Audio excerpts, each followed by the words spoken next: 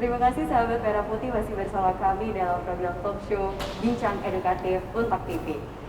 Masih membahas juga mengenai polemik seragam kekhususan agama. Pada awal Februari 2021, tiga menteri sekaligus yaitu Mendikbud Nadiem Makarim, Mendagri Tito Karnavian dan Mendak Yakut Khalil Kaumas menerbitkan surat keputusan bersama atau SKB. Dalam salinan SKB tiga menteri ini disebutkan pemerintah daerah dan sekolah memberikan kebebasan kepada pendidik, peserta didik, dan tenaga kependidikan untuk memilih menggunakan pakaian seragam dan atribut. Di samping banyak pihak yang mengapresiasi, ternyata ada pula yang meminta SKB untuk segera dicabut karena negara dianggap melakukan sekularisasi. Nah, ini sepertinya yang lebih paham adalah Pak Yani selaku dosen hukum nih di Untak Surabaya. Pak, kalau membicarakan tentang SKB 3 Menteri ini sendiri sebenarnya isinya seputar apa sih Pak? Karena sepertinya banyak pihak atau masyarakat yang masih misinformasi begitu, yang masih belum tahu betul apa sih isi dari SKB 3 Menteri ini. Ya, sebenarnya itu mengatur tentang masalah pakaian bagi peserta didik, pendidik, dan tenaga kependidikan, mulai tingkat dasar sampai di tingkat atas. Tapi ada poin yang kurang dipahami, itu bagi sekolah yang di bawah pemerintah daerah. Jadi tidak berlaku kepada sekolah-sekolah di luar itu. SKB 3 Menteri tidak berlaku untuk sekolah di luar itu. Kan sering kita dengar itu ada orang tua yang anak di madrasah jadi risau kan, katanya boleh takutnya nanti juga tidak boleh menggunakan pakaian yang syar'i itu. Yang kedua, SKB itu memberi kebebasan untuk menggunakan seragam berdasarkan kekhasan agama atau tidak menggunakan, diberi kebebasan. Pada diktum yang tercantum dalam SKB itu juga melarang kepada pihak sekolah untuk menerbitkan atau memaksa, bahkan seperti selebaran pun tidak diperbolehkan. Lalu pada diktum yang kelima itu meminta kepada pimpinan daerah atau kepala sekolah dengan kewenangannya untuk segera mencabut segala ketentuan yang dianggap intoleransi tadi. Tapi jangan lupa ada diktum ke-6 itu yang menyatakan bahwa ketentuan ini tidak berlaku, SKB tidak berlaku untuk daerah Aceh. Tidak berlaku, disebutkan dengan jelas di diktum. Jadi sebetulnya kalau menyangkut masalah perda, masih ada 8 perda yang mengatur masalah seragam, tapi sesuai dengan syariat. Di antaranya tentu saja di daerah Sumatera yang paling banyak. Dan sebenarnya isi dari SKB ini adalah ada kebebasan, diberi kebebasan. Namun kalau ada yang berpendapat bahwa ini dianggap mengarahkan sekularisme, ya sah-sah saja pendapat itu. Karena ada kalimat kebebasan. Bebas yang sebebas-bebasnya itu yang dikhawatirkan bahwa atas nama kebebasan, bagaimana dengan anak yang masih belum siap dalam hal memilih busananya, gitu dia. Sehingga ya macam-macam lah, ada dikatakan sekularisme, liberalisme, seperti itu dikatakan. Sebetulnya sudah baik ya, ketentuan seragam itu sudah ada diatur di Permendikbud nomor 45 tahun 2014. Sebenarnya cukup pakai itu saja sebenarnya, tidak perlu menerbitkan SKB 3 Menteri ini. Justru nanti akan bikin heboh kan jadinya. Karena sudah diatur jelas di sana. Itu yang penting, satu, bahwa ini hanya berlaku pada sekolah di bawah pemerintah daerah. Jadi tidak berlaku di luar itu. Dan diberi kebebasan untuk menggunakan kekhasan agama atau tidak. Itu yang mungkin bikin miss-nya masyarakat ya. Oke, berarti memang yang ditekankan adalah di sini kebebasan ya Pak ya. Kebebasan mau menggunakan atribut yang berbau agamis atau tidak begitu ya. Iya. Baik. Nah, sedangkan untuk bicara tentang kekuatan hukumnya nih Pak, tadi sudah sempat juga dijelaskan oleh Pak Yani. Bagaimana kekuatan hukum tentang SKB 3 Menteri ini, Pak? Ya, SKB 3 Menteri ini kalau melihat dari prosedur pembuatannya, ya tentu dianggap ya kuat ya. Satu menteri saja ya bisa berkekuatan hukum ya. Ini 3 menteri jadi satu di sini. Ya. Tapi jangan lupa bahwa kalau mau merujuk dari peraturan pembuatan perundang-undangan, Undang-Undang Nomor 12 tahun 2011, ya, tata urutan dari SKB 3 Menteri ini berada di wilayah peraturan perundang-undangan. Undang-undang seterusnya itu kan banyak itu, mulai dari Permen, peraturan menteri, peraturan presiden, kemudian ini instruksi menteri dan seterusnya. Nah, itu dalam ilmu hukum dijadikan satu disebut dengan peraturan perundang-undangan. Wilayah SKB 3 Menteri itu berada di sana. Nah, saya melihatnya memang tidak ada permasalahan di situ. Tapi SKB 3 Menteri ini sebetulnya yang disasar itu, tadi ada menyebut kata perda, enggak, bukan perda yang disasar dia. Yang disasar dia itu adalah instruksi dan sejenisnya yang dilakukan oleh kepala daerah atau kepala sekolah. SKB 3 Menteri tidak punya kekuatan untuk menyerang perda, nggak bisa dia. Karena levelnya dia adalah selevel ya, perda. Jadi seperti itu. Tapi kalau bicara masalah kekuatan, jangan lupa dalam ilmu hukum itu bisa saja tuh dikaji dan diperdebatkan sehingga bisa menjadi bahan kajian hukum.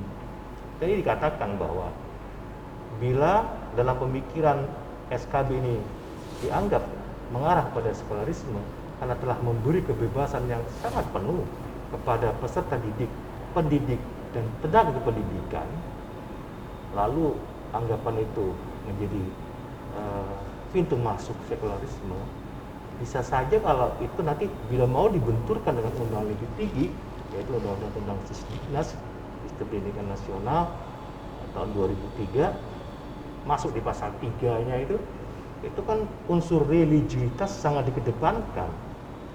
Undang-undang Sisdiknas sendiri sudah sangat mengedepankan tentang unsur religiusitas. Keagamaan itu sangat dikedepankan karena itu akan membentuk orang peserta didik yang bertakwa kepada Tuhan Yang Maha Esa, ya, dan seterusnya. Tergantung argumentasinya. Kalau memang dibenturkan ke sana, maka telah terjadi konflik of norm secara vertikal.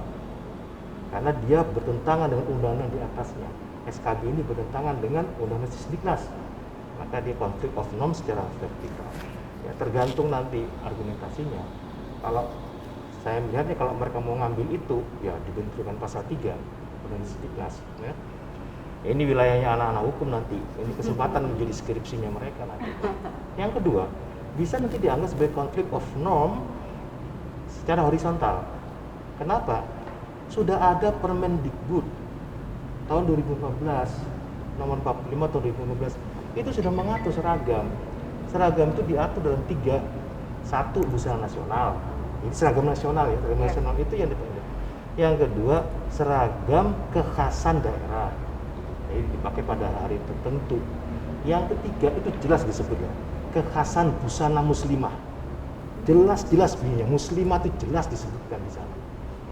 Maka bergantung saja anaknya dan keluarganya. Kalau dia misalnya muslimah, ya pakailah busana muslimah, ya. Dan itu dilindungi, undang-undang mengatakan itu. Ya. Permendiknas 45 tahun 2014. Ini selevel dengan SKB itu dalam tataran hukum. Maka konflik dia, konflik of norm dengan secara horizontal. Ya. Saya tidak melihatnya kalau mau mengkaji dari kekaburan mungkin bisa ya, tapi yang lebih mudah itu saja, sehingga menggunakan asas preferensi. Kalau sudah itu, bila nanti terkait mereka mau membenturkan dengan undang Sisdiknas, maka akan berlaku asas leg inferiori delegat legi superiori. Kalah itu nanti SKB itu, walaupun dibenturkan. Atau kalau mau dibenturkan dengan Permendiknas, ya akan kalah lagi karena menggunakan asas legi spesialis, legi generali. Kasus ini kan sekolah, Iya. seragam sekolah, Seragam sekolah. mana yang lebih spesialis, Permendikbud atau SKB 3 Menteri? SKB 3 Menteri kan urusan ada agama, ada Mendagri Iya. urusannya. Latar belakang dia itu mengingat dalam hal menimbang itu kan banyak dia tentang undang-undang tentang tata cara menegur pejabat pemerintahan. Itu ada salah loh tulisannya itu, undang-undang dasarnya dia itu. Dia menyebut hanya tata cara menegur pemerintah. Itu keliru itu. Kalau ada yang mau menggugat itu dari redaksional itu bisa. Tapi nanti alasan gini, salah ketik. Gitu nah. Tipologi. Nggak boleh, undang aturannya tidak berbunyi begitu. Kalau mau dikaitkan ke sana nanti, itu spesialisan mana? Yang lebih spesialis kan Permendikbud. Itu yang dimenangkan. Itu dari ilmu hukumnya begitu. Nah itu tadi kalau bicara dengan kekuatannya ya. Ya bisa saja mau diperdebatkan bagaimana bisa. Saya bicara karena hukum ya, kacamata hukum. Tadi sempat disinggung juga tentang perda ya Pak ya. Tadi sempat Pak ya disinggung juga tentang perda. Nah ini secara esensi perda ini segaris lurus atau tidak sesuai atau sesuai Pak dengan undang-undang yang ada menurut dari kasus ini? Ya dari ilmu hukum perda itu kan menurut tata urutan pasal 7 Undang-Undang nomor 12 tahun 2011 urutan perundang-undangan dia berada di level ke paling bawah dia perda itu baik kabupaten atau provinsi ya. Kalau yang mau dibicarakan adalah perda kota Padang. Sebenarnya ini awalnya tidak ujuk-ujuk perda, dia instruksi wali kota Padang tahun 2005 nomor 501 sekian yang kemudian dijadikan perda. Tapi asal awalnya instruksi. Maka itu sebab SKB itu yang disasar adalah instruksi dan sejenisnya, tidak menasar perda. Oke. Tapi harus dipahami sebenarnya isi dari instruksi itu apa. Poin 10 itu ada 12 poin dia. Poin 10 itu dia menyebutkan tentang busana muslimah itu dia memang mengatakan untuk bagi sekolah yang ada di Padang itu menggunakan pakaian itu. Lalu ada kalimat dan menganjurkan kepada yang non muslim untuk menyesuaikan. Dalam kurung ada kalimat baju kurung, pakai baju kurung. Jadi nggak ada jilbab loh kalimatnya. Baju kurung dan celana panjang bagi laki-laki. Itu kalimatnya. Sekarang jadi masalah. Mengapa kok sampai jadi konflik? Yang jadi masalah itu si pelaksana di lapangan yang nggak paham tentang instruksi itu. Loh kalau enggak kenapa 15 tahun berjalan itu? Itu 15 tahun loh berjalan, 2005 loh itu. Makanya kalau ada yang mengkritik tentang itu, satu, pemerintah pusat juga punya andil. Kok dibiarin itu? Mana pengawasannya? 15 tahun loh itu berjalan itu. Kalau saya melihat itu, si guru BK-nya itu yang dia salah dalam menerapkan instruksi wali kota itu. Menganjurkan kok, jadi nggak boleh nyuruh seperti menganjurkan begitu. Kalau dianjurkan mereka mau pakai, kalau nggak sudah nggak boleh dipakai. Ini panggil orang tuanya. Jadi prosesnya bukan di ketentuannya. Ketentuannya itu kalau telah jadi perda itu biarlah kalau menjadi local wisdom itu kan sudah pertimbangan masyarakat Padang. Anggota dewannya sudah menyatakan iya baik.